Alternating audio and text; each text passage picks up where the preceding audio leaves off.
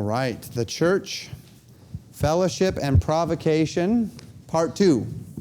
Last time we were together, we considered part 1 of the contemplations into the nature of the church as the army of our spiritual warfare to supply for God's people both fellowship and provocation unto love and good works.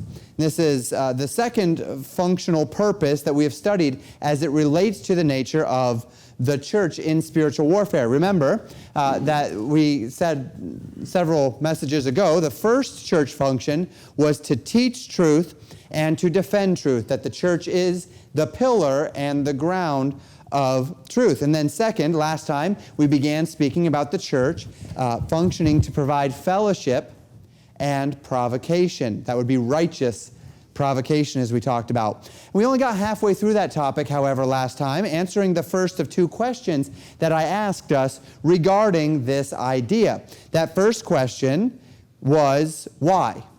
Why do we need to fellowship and righteously provoke one another? And we answered that question, we need to, because the believer needs comfort to encourage the believer. The believer needs encouragement, and the believer needs support, right? We are fighting this battle, and we were not designed to fight it alone. That there are difficult days, that there are struggles, that there is a tremendous need for us to be comforted in our sorrow, for us to be encouraged to keep up the fight, for us to be supported in that fight, and to know that when I go into hard times, whether that be physical or spiritual or emotional, whether it be however it is that the spiritual warfare might manifest itself in my life, that I have a support system behind me to help perhaps my family through these times.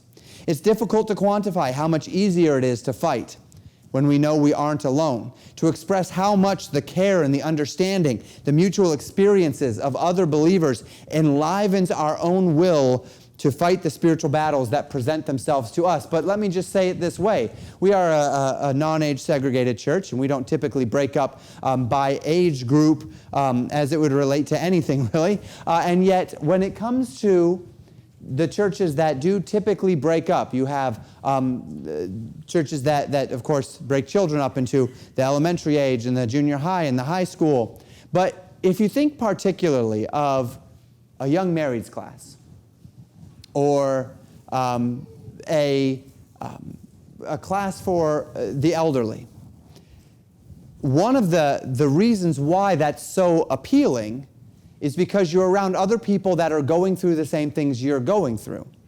And you're typically being taught by someone who has gone past that stage in life and is able to give you advice and comfort and encouragement as it relates to that phase.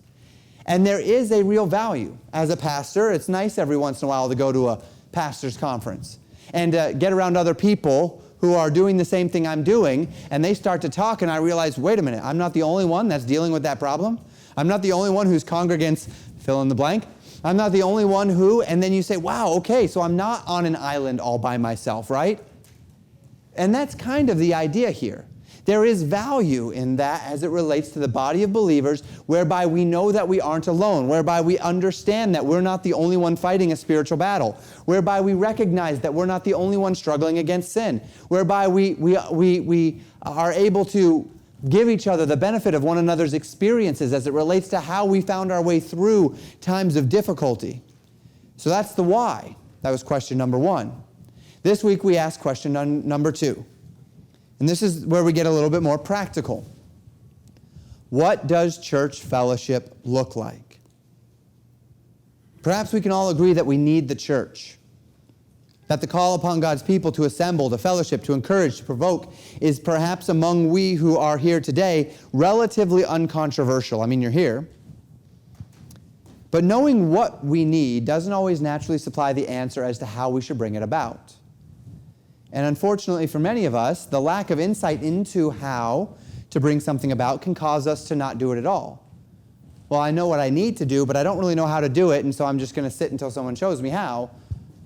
Or I'm just going to say, yeah, I really do need to do that. You know, a lot of times that's the way it goes in many facets of our life. Perhaps that's one of those common struggles as it relates for many to evangelism. Yes, I know I need to evangelize and I want to evangelize, but the question is how? How do I evangelize? How do I go about it? And that's not an easy question in any given culture. How is it that I can best speak to the people that are around me? How is it that I can reach them in an effective manner? Yes, but how? Excuse me. I've got a little box back here beeping. And that's what we want to talk about today. I hope to answer the question as it relates to fellowship, not just what or why, or excuse me, not just why, but what does it look like? How do we do it? And get ready to be stretched a little, because this is a stretching topic. It's rooted in the virtue of humility, calling you primarily, and if I can just say it this way, primarily what this looks like is getting your eyes off of yourself and putting your eyes on others in the name of God. That's really what of church fellowship looks like. I mentioned last week, church fellowship, and today, we're going to have a meal together, and we're going to have a testimony service tonight, and those are elements that we call fellowship, and it's true that is fellowship in a practical standpoint. But when we talk about the need for church fellowship, this comfort and encouragement and support, we're not talking intrinsically about coming together to have a meal. That's fellowship in the most surface level way possible. But true fellowship is putting others above myself, serving, investing. So buckle up and let's get to it. Church fellowship, number one, looks like investment. True church fellowship is committed church fellowship. We've talked about this so many times, but it bears repeating again and again. This is not an easy idea because investment and commitment are, at best, inconvenient. But beyond that, investment and commitment makes me vulnerable. Vulnerable to being taken advantage of, vulnerable to being hurt. But I think what I have perhaps failed to emphasize well on this point in the past is that love and commitment don't just mean inconvenience and vulnerability, but what else do they mean? Love and commitment can be inconvenient and indeed makes me vulnerable, but what else? These investments also open the door to blessings and joys that are otherwise completely unattainable. This is the other side of that coin. Those of you who are parents understand this dichotomy quite well. The responsibility of parenthood irreversibly changes the experience of life. It's one thing to be on my own. It's one thing even to go through life partnered with a spouse. But when God gives you children and you assume a commitment to young lives who are entirely dependent upon you for their well-being, growth, and development, every experience of life changes forever. The lows get lower. It's one thing to experience danger or tragedy, illness, or pain in yourself, or to watch your spouse go through that. It's a whole nother realm of fear, of sorrow, of astonishment when your child is hurt or sick or in danger. So if you think of it on a scale, that scale, the low gets lower. You can go deeper into fear and to hurt and to pain and to sorrow when you're dealing with children. But it goes the other way as well. In the same way that there's another realm of fear and of sorrow and of astonishment when your child is sick or in danger because their entire life is dependent upon you and they look to you and they look up to you and they trust you and when they're sick, they go to mom and dad and they say, Mom and Dad, I'm not feeling well, and they want you to fix it because you fix everything, because you're mom and dad, right? And you feel the weight of that. In that same way, there is a whole other level of joy and delight and fulfillment in the experience of raising my children that I could not otherwise experience. The ceiling gets higher, not just the floor, right?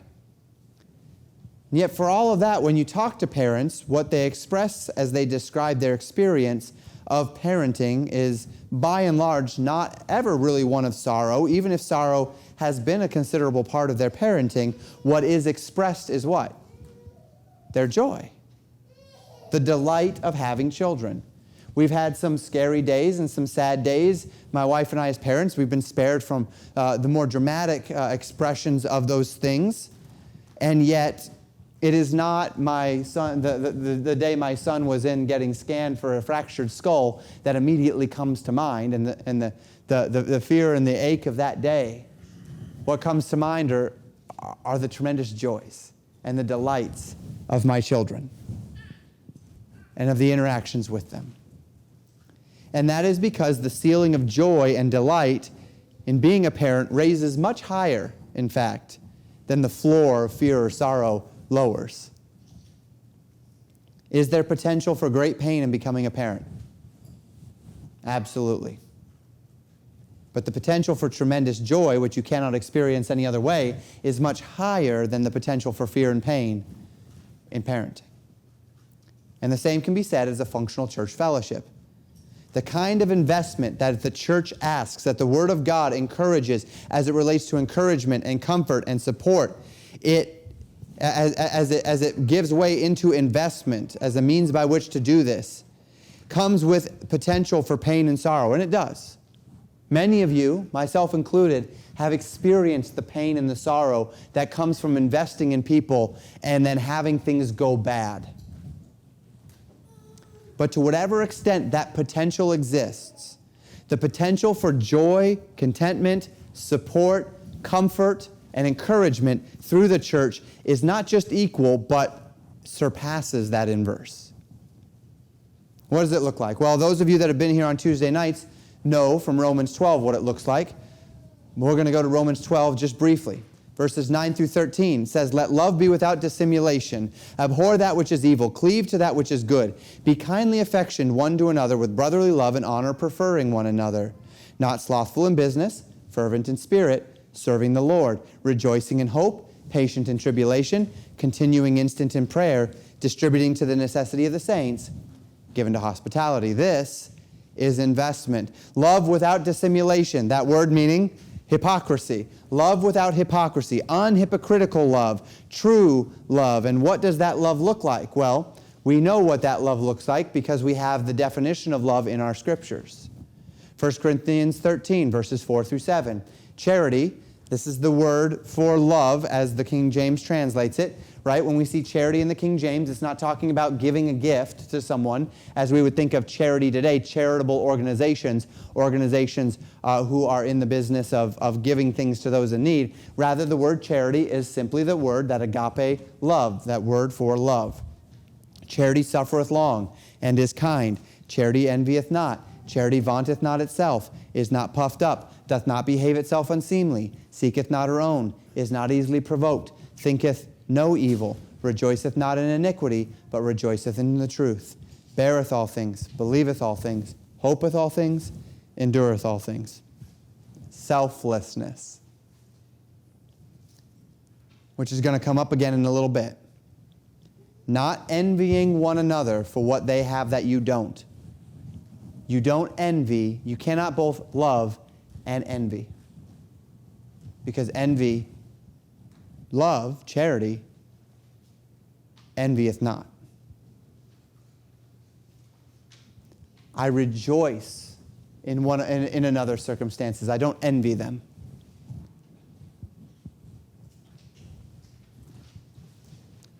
Not attempting to elevate yourself above those around you by the way you look or act or in manner belittling others. Not elevating yourself. That's love. You're not loving someone if you're seeking to elevate yourself above them. That is you placing yourself literally above them. And see, the very essence of true biblical love is selflessness. Selflessness will always be the characteristic of true love. Regardless of the circumstance, if you are exercising self, love is lacking. not comparing yourself to others in order to be better, to look better, not seeking your own best, but the best of others, not being easily provoked. In this case, quite obviously, being provoked to get angry, right? We were talking about a righteous provocation. That is not what Paul is writing about here. Not easily provoked. It's not that someone's saying, hey, let's do right. And you're saying, I'm not gonna be provoked to do right. No, right? That's not it. That's not the concept here. The provocation here, by implication, is obviously being provoked unto anger or being provoked unto unrighteousness. And this not easily provoked is what it is because love is patient, even with those who are hard to be patient with. And let me remind you something at this point about love. If you look at this list, and you say, wow, that's a pretty difficult list to attain unto.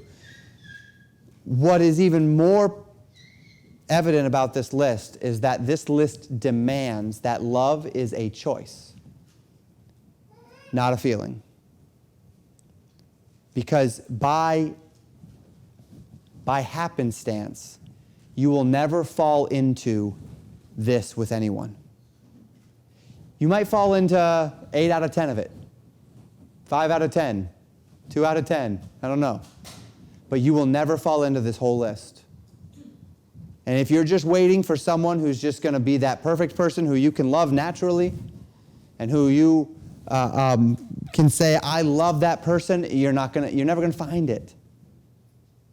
Because this list is a choice. It demands me waking up and saying, to those who I have chosen to love, I am going to be patient with them today.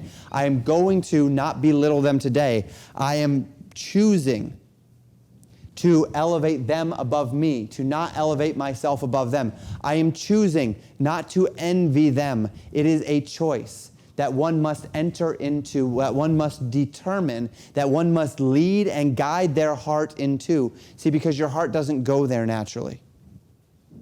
Even with those that you really, really get along with, even with those that the world would define as loving one another, this is not going to be the manifest expression of natural human emotion.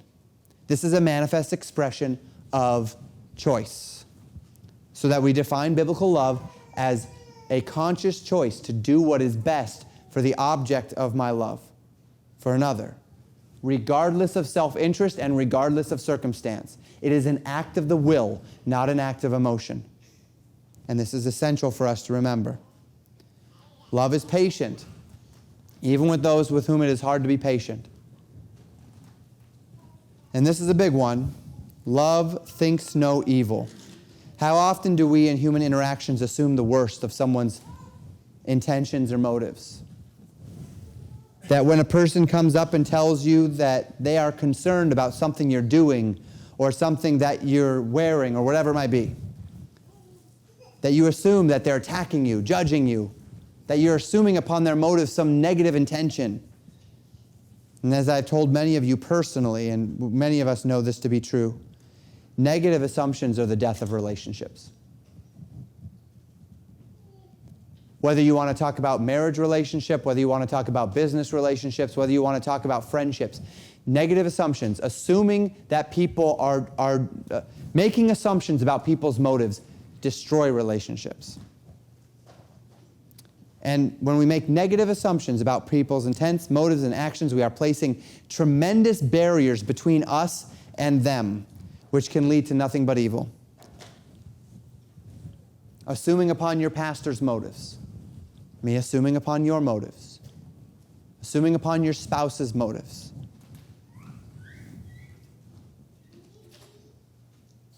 It's the death of relationships. Love does not rejoice in iniquity. Now, this would seem natural, but in our society today, it shows that this is anything but natural, right? Because in the name of compassion, or some attempt to keep the peace or not stir the pot, I can often be tempted to accept that which is biblically unacceptable, to congratulate that which serves only to work death in the one who is engaged in such thoughts or actions.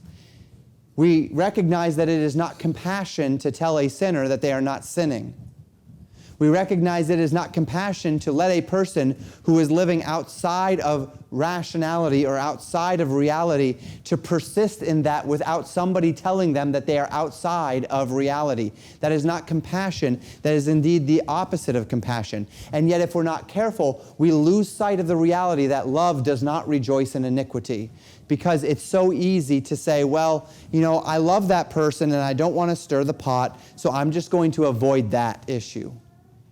And there may be a time where a person's already heard what they need to hear from you, and so it's not going to help the relationship anymore for you to beat that dead horse. That's not what I'm talking about. What I'm talking about is you seeing a person going in a direction that leads to death, sin, shame, destruction, and you letting them go on it without putting up the flag and saying, whoa, this is not right. That's not love. Love does not rejoice in iniquity. Love rejoices in the truth. Always the truth in love, as Ephesians describes it, but the truth. And by the way, let me say this as well. As it relates to this concept of telling the truth to those you love, even though that may mean the end of your functional relationship with them, it may mean them being offended, it may mean these things, love also always leaves a road to redemption. Love does not burn bridges. Love does not get vindictive and say, well, fine. You go up to someone, you tell them the truth, they call you any number of ugly names, and they say, never talk to me again. Your response should not be, well, fine then, I'm never going to talk to you again. No, you leave that bridge. Don't burn that bridge. Love leaves a road for redemption, no matter how many bridges they may attempt to burn.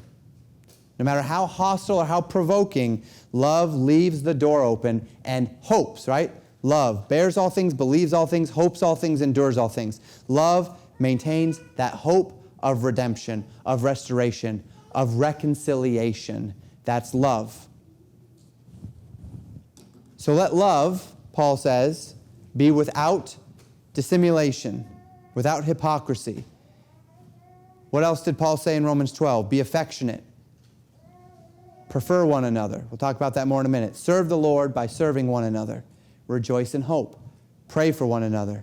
Meet one another's needs. This is investment, Christian. And this isn't easy. And this isn't always pleasant. Because investment means time and priority and thought and care, maybe money. But it is always blessed because it aligns with the design of the one who created it, the one who created us. And so there's a call for investment. And it is what true church fellowship and righteous provocation look like. That as we say, fellowship is comfort, fellowship is encouragement, fellowship is support. What does that look like? How do we do that? First, you have to be willing to invest. Second, church fellowship looks like preference. We saw in Romans 12, verse 10 there, in honor, preferring one another. The idea of preferring one another is that we are placing those who we prefer higher in priority and in favor than those who we do not. And from a purely objective standard, that doesn't sound very good, does it?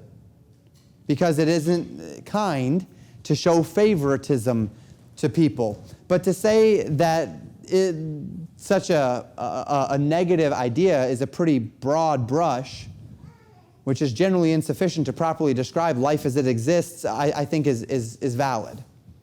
I am most certainly and naturally and appropriately going to favor my children over other people's children, right? Now, it's not that I don't love the other children of this church, but I will not invest in the other children of this church in the same way I will invest in my children. And if I find that the other children of my church are taking sufficient amount of time that my children are not getting the time they need, I will set aside the other children of this church for my children 10 out of 10 times.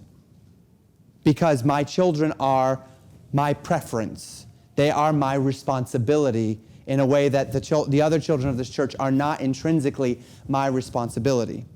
I don't think anybody in here would be offended to say that I prefer my children above the other children in this church. And even this overly simplistic idea, I mean, it is in fact overly simplistic, because one of my children might need more time than my other children, so that I might even say, though we would say I've never play favorites among my children, I don't have a favorite child. It's true, but I may have a child that I must put more time into than my other children, right? To say, well, I have to give my children equal treatment when one of my children's doing fine and the other one needs more time would be silly. I need to invest in that child. It doesn't mean I like that child better or whatever the case may be, but I must prefer that child for this time. That's even possibly necessary and would not be inappropriate per se. Well, now, again, take that parenting idea, particularly the idea of me as Pastor Wikler preferring my own children, and carry that into humanity.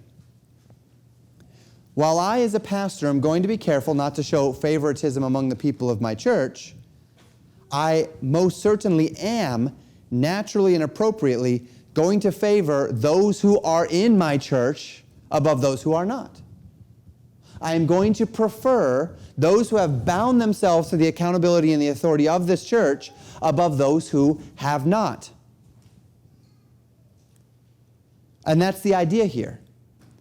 That we, as a group, have come together to fellowship and to provoke one another unto love and good works. We have bound ourselves one to another under accountability and authority, and that binding says, I am binding myself to you, I am preferring you, I am honoring you, I am going to value you. So that if I have choices to make as it relates to the people of my church as opposed to the people outside of my church, I am going to put preference upon this body of believers because you have bound yourself to me and I have bound myself to you. And in the same way that I, as a father, am going to prefer my children over other people's children, as a church member, I am going to prefer my church above those who are not a part of my church. I am going to, in honor, prefer you. I value you because you have bound yourself to me, and you value me because I have bound myself to you. And that's the idea here. Romans speaks of this. Romans 12:10 speaks of this somewhat vaguely. But I think Philippians 2 expresses it more fully. Philippians 2, verses 1 through 4, Paul writes, if there be therefore any consolation in Christ, if any comfort of love, if any fellowship of the Spirit, if any bowels and mercies, fulfill ye my joy, that ye be like-minded, having the same love, being of one accord, of one mind. Let nothing be done through strife or vainglory, but in lowliness of mind let each esteem other better than themselves. Look not every man on his own things, but every man also on the things of others. Understand with clarity the reality of this command. Romans told us to prefer one another, reflecting the importance of elevating the family of Christ above those who are without. In fact, Paul would even go on to command in Romans 14, do good unto all men, especially those that are of the household of faith. Prefer those that are of the household of faith. Elevate those who are of the household of faith. Regard those of the household of faith as higher in priority and favor than those who are not. Prefer one another. But Philippians speaks to preferring one another even above yourself, not just above the unbelieving world.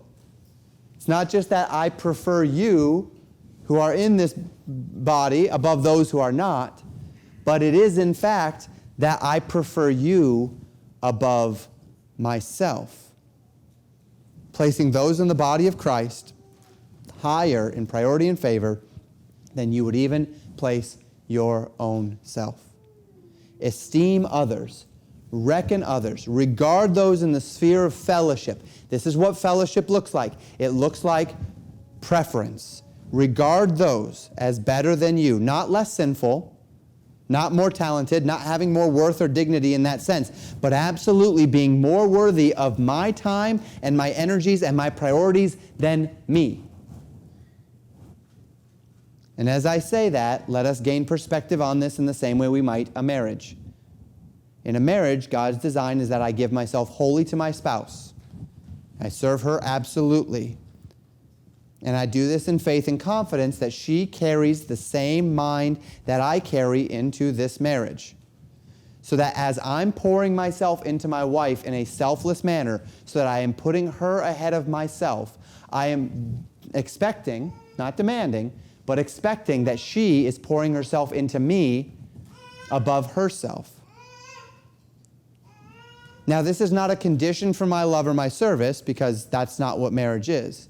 But this is the desire. This is the design, right? That I pour myself fully into my wife above me, and she pours herself fully into me above herself. And if we're doing that, it's going to be great. So my wife is selflessly serving me, and I am selflessly serving her. Mutual service. Mutual love.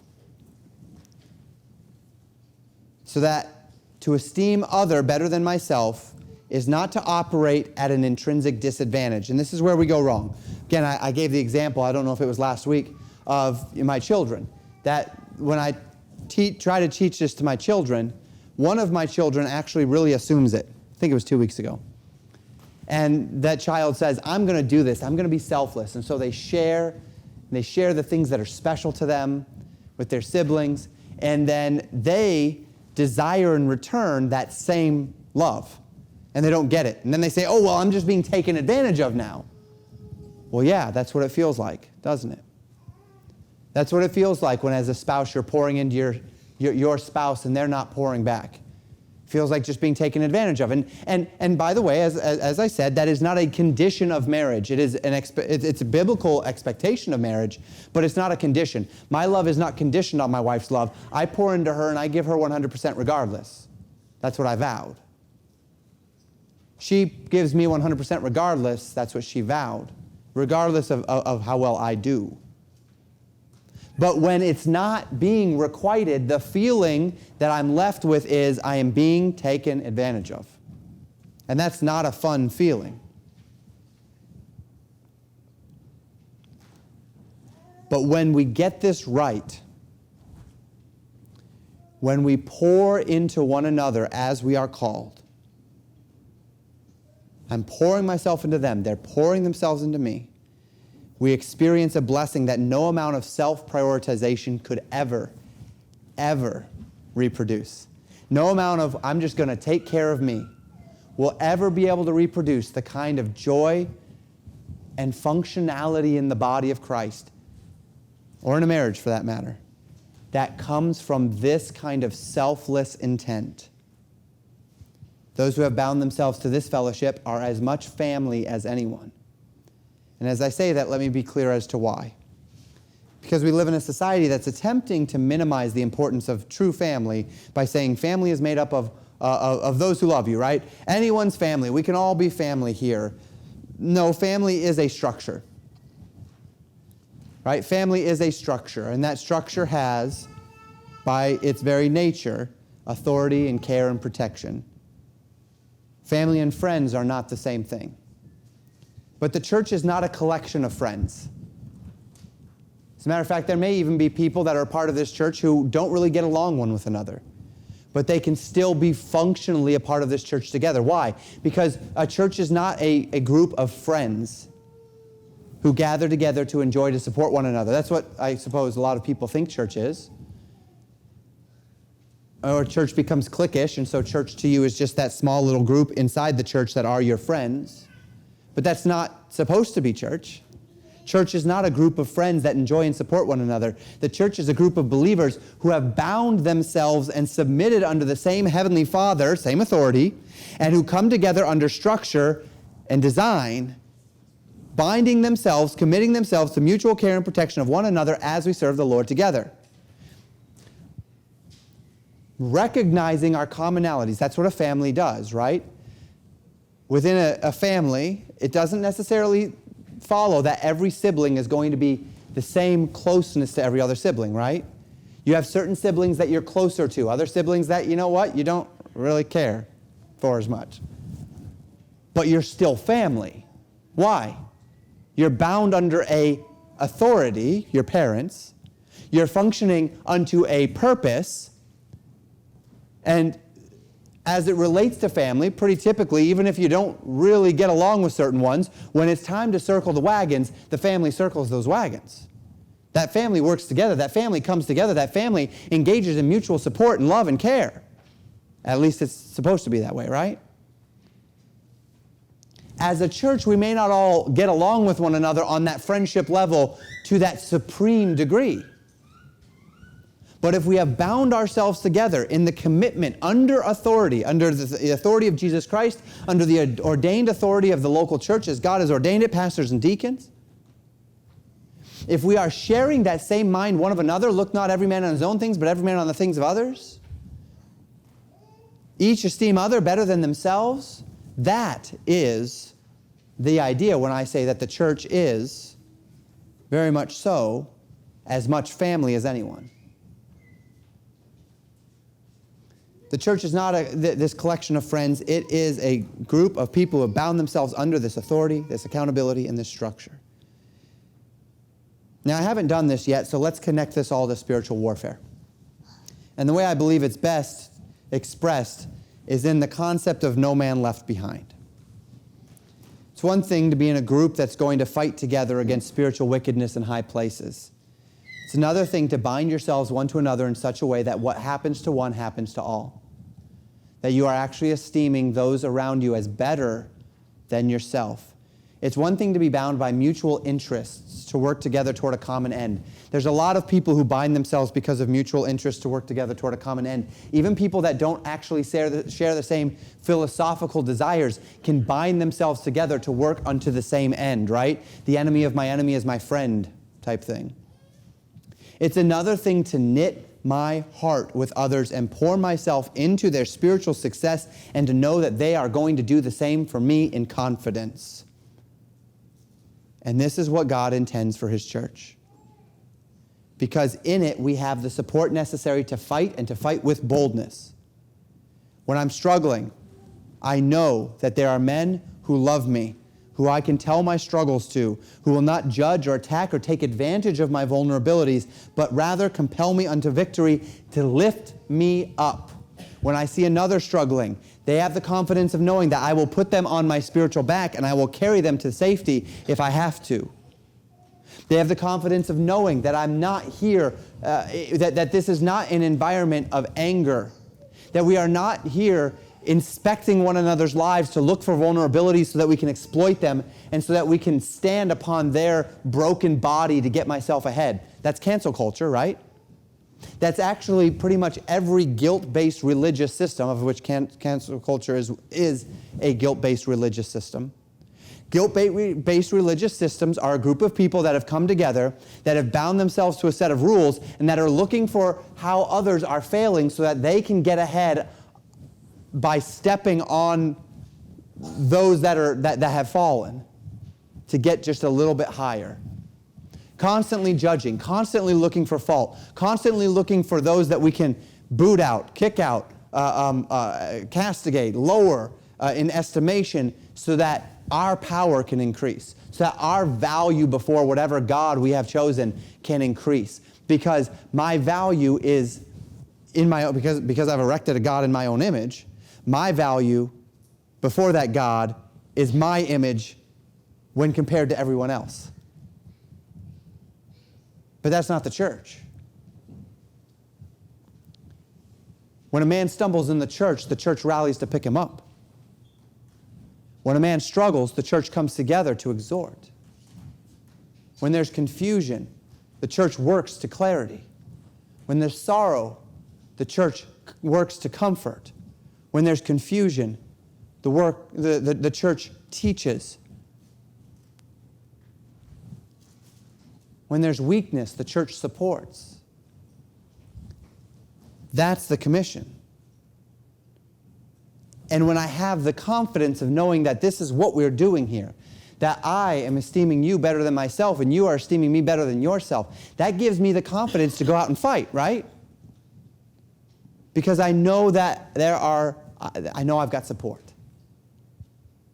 Now, I want to say one more thing about this before we move on. One of the greatest hindrances to this kind of investment and preference one toward another is the church shopping model that our very mobile society has provided to us.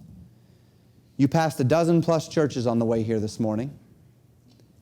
And if I or another were to love you enough to confront you with a spiritual problem that might in fact be standing between you and spiritual victory, you might interpret it as love, you might humble yourself, you might seek help and the like, but what is so much easier to do is to simply walk away and to go find a group of people that will leave you alone. Parents, how many times have your children, when disciplined or even just denied some pleasure, expressed how much they wish they were born into a different family? I wish so-and-so were my parents. I wish I was in so-and-so's family. Because in that moment of anger over a familial expression of love, they don't interpret it as love, so they desire to bail out. Now they can't, so that works well. And you know what? In some sense, church used to be that way too. Where would you go?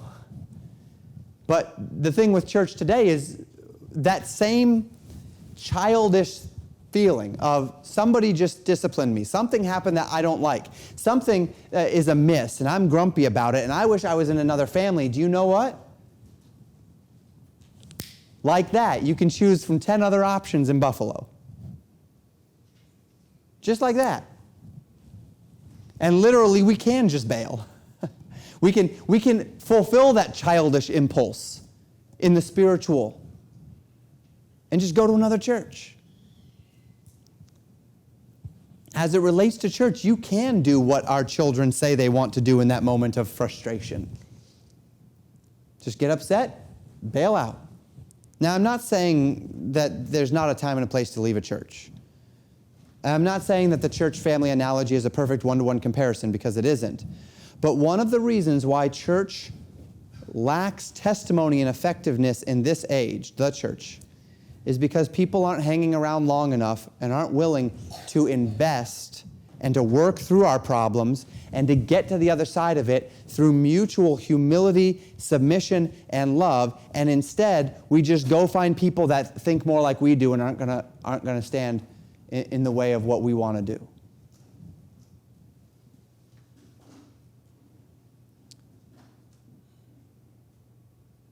And by the way, as it relates to this, secular solutions, the idea of just leaving, of just finding another group that's more like me. And more than that, even as it relates to churches, well, you're not going to support me. When a person comes up and asks for support and the church says, you know, I'm hesitant to do so, even though the church is bearing all the fruit of desiring to support people in need. If a church that's desiring to support someone in need is saying, I'm hesitant to do so, that ought to cause a believer to become very self-introspective. Why? Why would that be? What's going on that this group of people who show love and who desire to help and who have expressed this desire and who have shown this desire and who bear the fruit of this desire are unwilling, but instead they say, well, I'll just go find help somewhere else. And they don't learn anything. And there's no lessons and there's no growth. And whether they find that in some other church or they go to the welfare state or some parachurch organization, there's always another solution. There's always another option. And it hinders me from having to be introspective. It hinders me from having to think. It hinders me from having to look myself in the eye and saying, maybe I'm not totally in the wrong, or maybe I do have some reasons, but maybe there's something here that I need to think about, that I need to look into, that I need to change. Maybe there is something that they see that I don't. And so because there's so many different options, because we can all just bail and go find a safety net or may I call it a safe space? Probably not. Because of that, the church falls into obscurity. Because we're not willing to stick around long enough to invest, to care, to work toward this end. We must hasten on. Finally, church fellowship looks like investment. Church fellowship looks like preference. Church fellowship looks like deference. Not only does church fellowship look like investing into the lives of others and preferring my church family above other priorities and interactions within my life, but finally today, church fellowship looks like me deferring to those who have bound themselves to me and I to them. It's a similar point, but slightly different in this way. Preference is me placing others above myself in priority, and preference and deference can overlap, to be sure. But the essence of the point that I seek to make is going to be our memory work for this next month. Galatians 5:13. Galatians 5:13 says, "For brethren, ye have been called unto liberty. Only use not liberty for an occasion to the flesh, but by love serve one another." Paul speaks here of Christian liberty in a book where he is careful but fervent regarding the dangers of falling into a graceless legal system of religion. And as you have heard me say many times, grace is in fact a somewhat dangerous doctrine, because grace does not make legal demands and levy legal consequences upon me, because the legal demands of the law and the legal consequences of said breach of that law were fulfilled by Christ, right? Christ fulfilled the legal demands, and then as he died upon the cross, God poured out the legal consequences for the breach of said commands and demands upon Christ so that I could be offered grace. But unfortunately, such liberties always trend in the heart of man to compel license, right? That if I'm free from the legal demands and consequences of the law, then I'm free to do whatever I want. Right? If I stood before a judge and the judge said, "I'm going to put a guy in jail for every speeding ticket you're ever going to receive. So he's going to sit in jail to pay for all of your speeding tickets." And you say, "Okay," and you walk out of there with a card that says, "There's someone sitting in jail for all of my speeding tickets." I'm going to have a propensity to say, "Wow, I'm in a bit of a hurry today. Somebody's paying for that, and it's not me, so I'm just going to speed today." And you get pulled over and show the card that says, "Yep, see, here you go. Someone's in jail for that. They're getting paid for it." They'll get another year on their sentence now, I guess, or whatever, but that's fine. They're in jail. I'm not, so I'm going to move along my merry way here. That would be the compulsion, rather than to say, "Wow, someone has paid for this. I'm going to align with their love for me." Unfortunately, we as humans have the tendency to fall into license. And because we have a tendency to fall into license, it's a tendency for us then to push against license by restricting liberty. And saying we're going to restrict liberty as a means by which to guard ourselves against license. And as an individual, that's perfectly fine, because it's my liberty to restrict my liberty, right? But if I get up here as a pastor and say, "I'm going to restrict your liberty in fear of you falling into license," well, now I've got a problem as a teacher. I dare not do that. Grace is not a liberty of the body and soul and mind from responsibility or from accountability to the character of God in my thoughts and choices. Grace is a liberty of conscience. Take note of this. Grace is not a liberty of body, soul, and mind from the responsibility or accountability that I have to God's character in thought or in choice.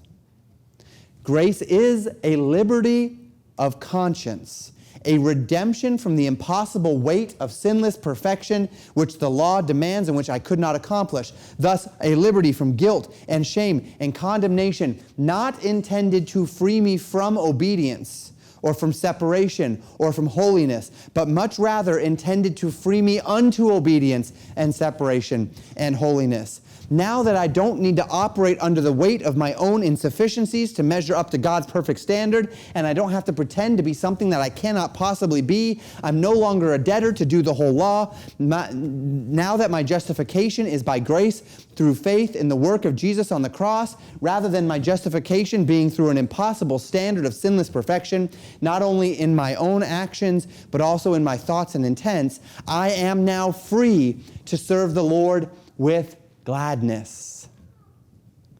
My conscience has been purged from dead works. I am now free to live in the power of the Spirit, not just unto everlasting life, but free to live in Spirit-filled obedience. That is why Christ freed me. That is what grace is for. You're called unto liberty, Christian, but this call unto liberty is not intended to be a call for you to have an occasion to follow your flesh into your own desires. That is not the design of your liberty. Your liberty is there, not designed as a get-out-of-jail-free card. a release from responsibility, or a means by which for you to live in carnality, driven and compelled by the lusts of your flesh, generally summarized in Galatians 5, right? Adultery, fornication, uncleanness, lasciviousness, idolatry, witchcraft, hatred, variance, emulations, wrath, strife, seditions, heresies, envyings, murder, drunkenness, revelings. And then, of course, Paul adds to that, and such like. That's not a comprehensive list. It's simply describing what fleshly motivations look like. Much to the contrary, why has God redeemed you by his grace? Now that you've been freed from the weight of the legal demands upon your heart and your mind, now that your conscience has been purged from dead works to serve the living God, Hebrews 9, verse 14. What does God intend you to do with that liberty? Why has God given you that liberty? Because when I am bound by the chains of sin, when I am struggling under the weight of my own sinfulness, when I am so busy trying to earn favor with a God that is impossible for me to earn, you know what that does? That means I can't look outward. I'm so busy struggling with my own problems, I can't look to your problems. But what if I've been redeemed from that? What if my conscience has been liberated? What if I have been set free? Well, then I can serve you with abandon. I can defer my rights to my brethren. See, because I have just as much liberty to defer my rights as I do to live in those rights. I can defer my feelings to my brethren. I can set myself aside and I can serve you. I can care for you. I can wait for you. If someone stumbles, I can help him up. If someone strays, I can chase him down and help him come back. The elder, teach the younger. Don't just roll your eyes, old people, when you see the young people. Young people. Teach them. Don't just ignore problems. Help one another. Your brother has a sensitive conscience. Be sensitive to that yourself. Ever with the eye to help and grow and encourage them. Don't assume you know it all. Don't expect you're always going to be right. Be humble. The freedom, the liberation in grace of my conscience from guilt and shame, the liberation from the legal requirements, much less consequences of the law itself, free me so I don't have to spend so much time worrying about myself, because Christ took that and I can worry about others.